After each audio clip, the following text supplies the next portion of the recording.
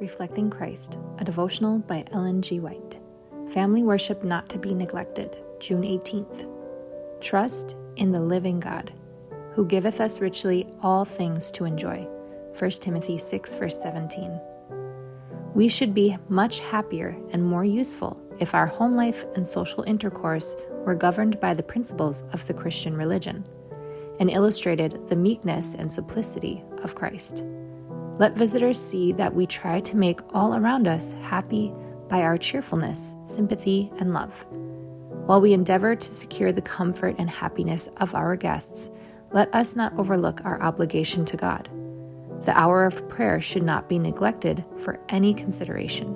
At an early hour of the evening, when you can pray unhurriedly and understandingly, present your supplication and raise your voices in happy, grateful praise. Let all who visit Christians see that the hour of prayer is the most sacred, the most precious, and the happiest hour of the day. Such an example will not be without effect. These seasons of devotion exert a refining, elevating influence upon all who participate in them. Right thoughts and new and better desires will be awakened in the hearts of the most careless. The hour of prayer brings a peace and rest grateful to the weary spirit. For the very atmosphere of a Christian home is that of peace and restfulness. In every act, the Christian should seek to represent his master, to make his service appear attractive. 9/10 of the trials and perplexities that so many worry over are either imaginary or brought upon themselves by their own wrong course. They should cease to talk of these trials and cease to magnify them. The Christian may commit every worriment, every disturbing thing to God. Nothing is too small for our compassionate Savior to notice. Nothing is too great for Him to carry.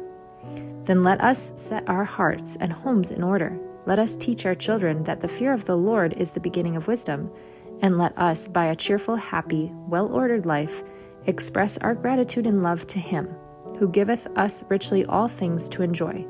But above all things, let us fix our thoughts and the affections of our hearts on the dear Savior, who suffered for guilty man, and thus opened heaven for us. Love to Jesus cannot be hidden, but will make itself seen and felt.